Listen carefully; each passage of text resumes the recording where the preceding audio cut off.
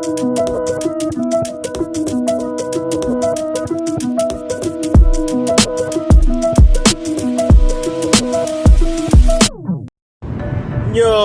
what's going on, guys? Welcome to the podcast, the very first episode. I'm on the road right now, so hey, you're just gonna have to deal with that. So yeah, this is the very first episode or very first podcast I got on the channel.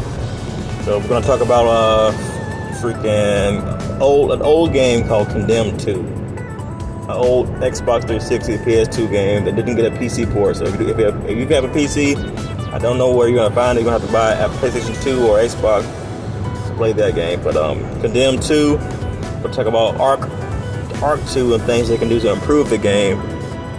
Also, I'm going to get into some death battles. I know you guys like those. The community post has been loving the death battles. And also, I'm going to get into one more thing. Well, a few more things after that, but it's going to be a surprise. So make sure you stay tuned. So, yeah, let's get into it. So, the Condemned 2 game, I have no idea where I can find this. If you have a Condemned 2 copy, send it my way, man, because I don't want to have to go on eBay or Wish.com or wherever you can find these games and stuff. Yeah, I might have to get an Xbox 360 again and all that.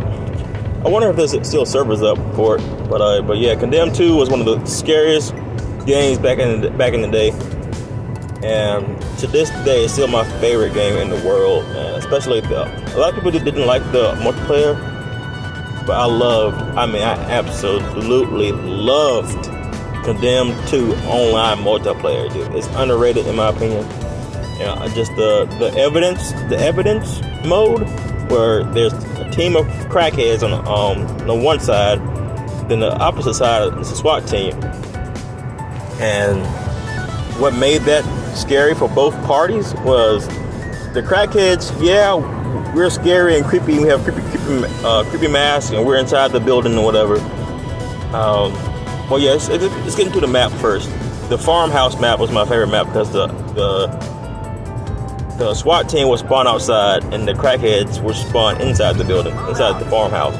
We may be crackheads and all this stuff, but we will be inside the house, hiding behind shower curtains and behind doors and closets, whatever we can find laying around, like a toilet seat or a table leg, or maybe even a bat or an axe. And we have the element of surprise on our side, but at the same time, the other team, the enemy team, will be a SWAT team, and they will have guns. And guns are extremely powerful in that game, and that's what makes it scary when someone has a gun in the game. It makes it feel more realistic.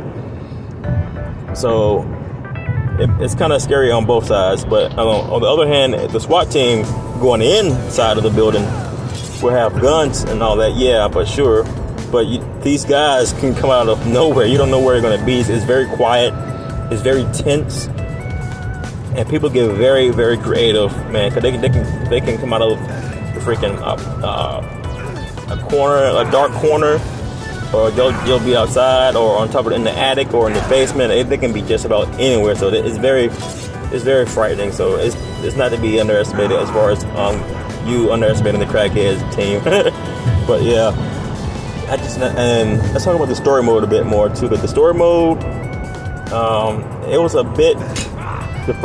Condemned 1, first of all, was dark and gritty, and it had a little horror vibe to it. It was very scary, and I think they piggybacked off that game on part 2, but towards the end of part 1, they started to add a bunch more supernatural stuff going on, and Condemned 2 just went ahead and just went all out with it. And that's Condemned 2. But what I liked about Condemned 2, there's a lot more to it. The story mode is something you can get into. It has some decent lore behind it, and I wish they would make a Condemned 3. Now, you know what? Let's save Condemned for the later on in the podcast. Let's get into some Arc 2 stuff. Now, me personally, Arc 2 could be a hit or miss for me. I don't care. I'm not one of those people who care about graphics over gameplay. You know what? Leave this in a comment. If you're a graphics guy or a gameplay guy, which one is more important to you? If the game is actually functions, is fun and cool and all that stuff, or the graphics look really amazing? Which one is more important to you guys? Leave that in the comments. But yeah, Arc 2, I don't care how it looks as long as I'm having fun and it functions. But Arc 1 is plagued, and I mean plagued, with aimbotters, cheaters, messers, and all that stuff. I don't know how they're going to fix that, but I just wish they can somehow come around and do something about that. I hope that doesn't make it into Arc 2. And I don't know if it's possible, but they can kind of give whatever tracking system that you have on your head, on your character's head, they should give the same tracking system to training dummies. Maybe they can help, because that way you can craft some training dummies, and the aimbotter would pick up not only your signature or your whatever they find, not only your signature, they'll also be seeing a bunch of other signatures, like fake dummies signatures. So maybe they can throw them off a bit. Probably won't stop them that much, but it can still kind of throw them off. Having a dummy. And what else? In Arc 2, the AI, they're supposed to be having like some new AI enemies where they kind of act like enemy players in a way. I hope they're not ass, because I think the PC has a mod where you can spawn in NPCs and they act like players and all that stuff. You gotta wave at them to tame them. But yeah, I want them to make sure that is extremely well done. And there's another game, a sister game, an abandoned stepchild sister game called Atlas. If you haven't heard about Atlas, it's basically Ark and Sea of Thieves combined into one game. I think Atlas had potential. If you watch the trailer, it looks amazing. The trailer for Atlas was amazing, but the gameplay was horrendous. But it's still, I appreciate what they were trying to do. At least the tames were unique. The ability to have a skill tree was unique. So maybe they'll take some of the stuff that they liked about Atlas, that we liked about Atlas, and bring it into Arc 2. Now, this is going to be an unpopular opinion, but this is what I believe. I think official servers should have a leveling system, but as far as stats, leave stats out of it. The only thing you need to level up for is engrams and things you can craft and stuff. But like, everyone should have the same base health, the same base everything, and the same thing for the tames too. Everything should have same default stats to help balance the game out. Because if you're on an official server and you're joining a server that's been out for about a year and a half, those guys are going to have mutated killer crocs and killer gigas and whatever they're going to have on Arc 2. They're going to have super high level tames, and you're not going to be able to compete with that. But if they have a T-Rex and you have a T-Rex and they're both base stats, it's all amounts for like, it all comes down to who's a better T-Rex rider or whatever.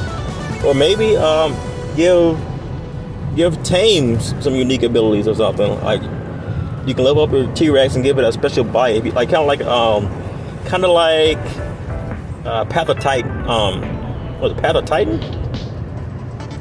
Yeah, Path of Titan, where you can upgrade your dino and give them certain abilities and stuff. But yeah, that's just my opinion. But hey, if you guys like the stats, I'm with the stats too, because I always, I love my melee bob builds and stuff. How many minutes? Oh, Jesus, already almost 10 minutes in. Damn, this podcast stuff, man, guys, hear me out, man. Podcasting, it's not easy.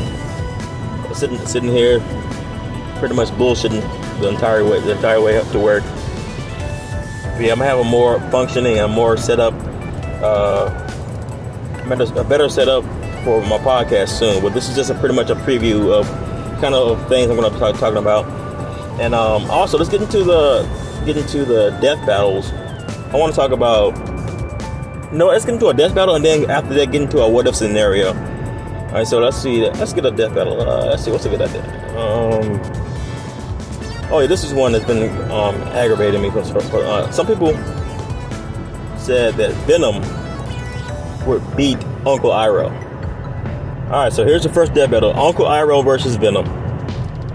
If you don't know, one of Venom's main weaknesses is fire.